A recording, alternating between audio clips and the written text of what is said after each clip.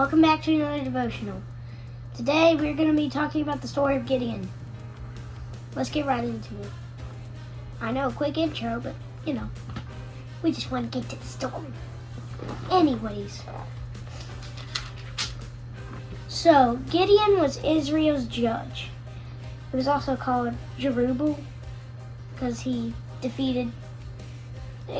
tore down the idol. But anyways, the Lord said to Gideon, "You have too many warriors with you. If I let all of you fight the Midianites, the Israelites will boast to me that they saved themselves by their own strength. Therefore, tell the people, whoever is timid or afraid may leave this mountain and go home." So 22,000 of them went home, leaving only 10,000 who were willing to fight. But the Lord told Gideon, "There are still too many. Bring them down to the spring, and I will test them to determine who will go with you and who will not." When Gideon took his warriors down to the water, the Lord told him, "Divide the men into two groups. In one group put all those who cup water in their hands and lap it up with their tongues like dogs. In the other group put all those who kneel down and drink only with their mouths in the stream." Only 300 of the men drank from their hands. All the others got down on their knees and drank with their mouths from the stream. The Lord told Gideon, "With those 300 men I will rescue you and give you victory over the Midianites and all the others home." The Midianite camp was in the valley just below Gideon. The night the Lord said, "Get up, go down to the Midianite camp, for I have given you victory over them.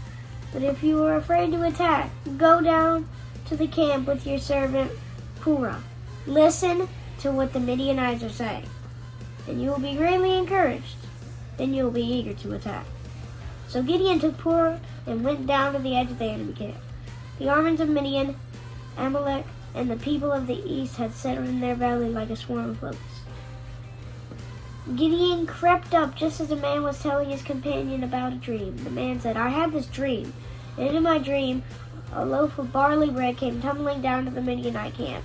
It hit a tent, it turned over, and it knocked it flat." His companion answered, "Your dream cannot mean only one thing. God has given Gideon, son of Joash, the Israelite, victory over Midian and all of its allies." When Gideon heard the dream and its interpretation, he bowed and worshipped before the Lord. Then he returned to the Israelite camp and shouted, "Get up, for the Lord has given you victory over the Midianite hordes." He divided 300 men into three groups and gave each man a ram's horn of clay in a clay jar with a torch in it.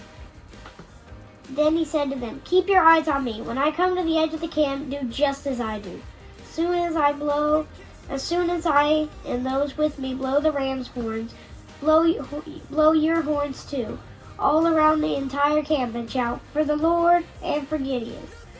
It was just after midnight, after the changing of the guard, when Gideon and the 100 men with him reached the edge of the Midianite camp.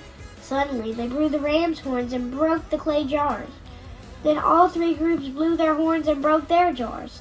They held blazing torches in their left hands and the horns in their right, and they shouted, "A sword for the Lord and for Gideon."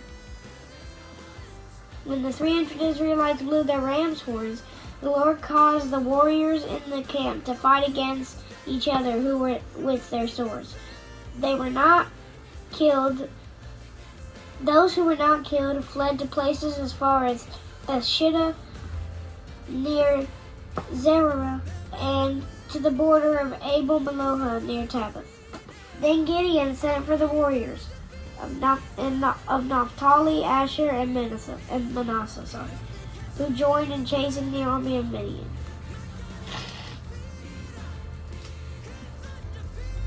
So then they captured Oreb and Zeb, two Midianite commanders, killing Oreb at the rock of Oreb and Zeb at the winepress of Zeb, and then continued to chase the Midianites. Afterward, the Israelites brought the heads of Oreb and Zeb to Gideon, who was by the Jordan River. So, all that, but Gideon, he wasn't good enough. His army wasn't good enough. And I want y'all to understand. God found him at a wine press, hiding to do his work. So, in a class about 2 days ago on Sunday, we were talking about what our fear was. And I wrote, well, let me go get the paper.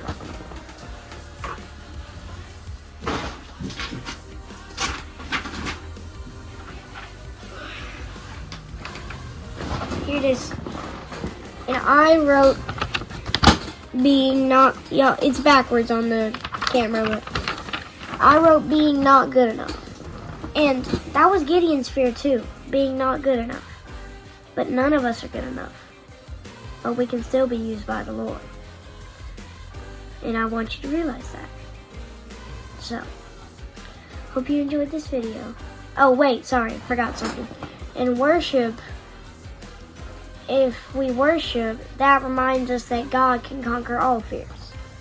So, hope you guys enjoyed this video. I will see you next time. Bye!